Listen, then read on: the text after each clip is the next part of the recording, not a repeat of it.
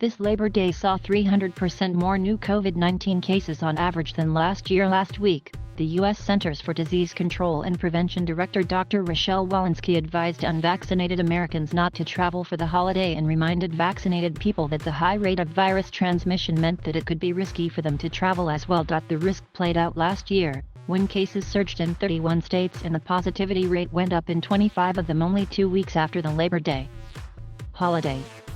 One big difference between this year and last is the more transmissible Delta variant. Another is that Americans over 12 years old can get highly effective COVID-19 vaccines, which experts say is the best defense against the virus. But only 53% of the total U.S. population is fully vaccinated, and just 62% of eligible Americans are, leaving tens of millions very vulnerable. Here's the important thing: everyone that I'm hospitalizing is not vaccinated.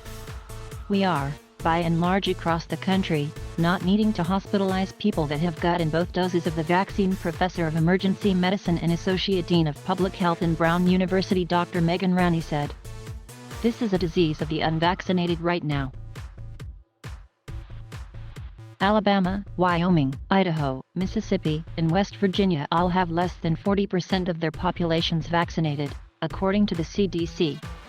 Two of those states, Alabama and Mississippi, are also contending with their more than 90% ICU utilization. Georgia, Arkansas, Texas, and Florida join those states in less than 10% ICU capacity, according to data from the U.S. Department of Health and Human Services.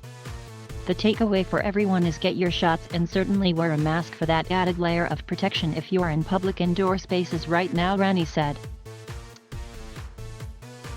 Many students head back to school without school nurses. Experts have encouraged adults to get vaccinated in order to protect young children returning to school. The situation is made even more concerning as an estimated quarter of schools to which students are returning don't have a school nurse at all.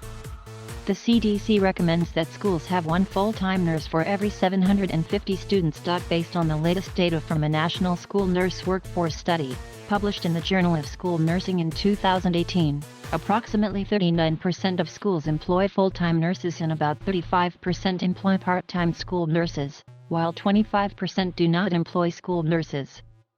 Experts emphasize that the nation has had a shortage of school nurses for years, but the pandemic now sheds light on just how dire the shortage has become.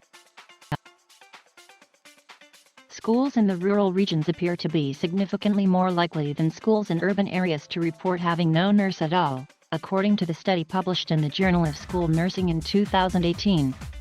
In that study, 23.5% of rural schools report having no nurse compared with 10.3% of urban schools.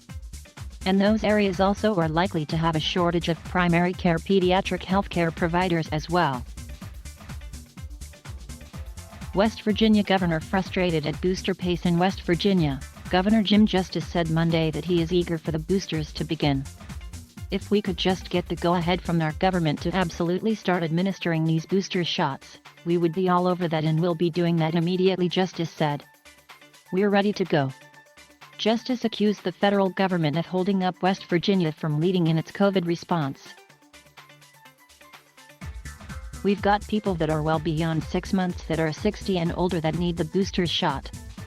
And we can't give it to them because we're being held up by, the nation and on the federal level right now," Justice said. On Sunday, Fauci predicted that Moderna may be rolling out its booster dose later than Pfizer. With the potential timing discrepancy, researchers are looking into whether different types of COVID-19 vaccines can be mixed and matched.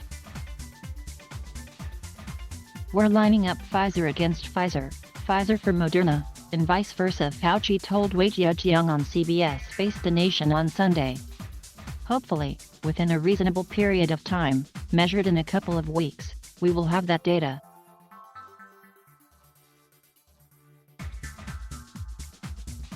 Thank you for watching. Please subscribe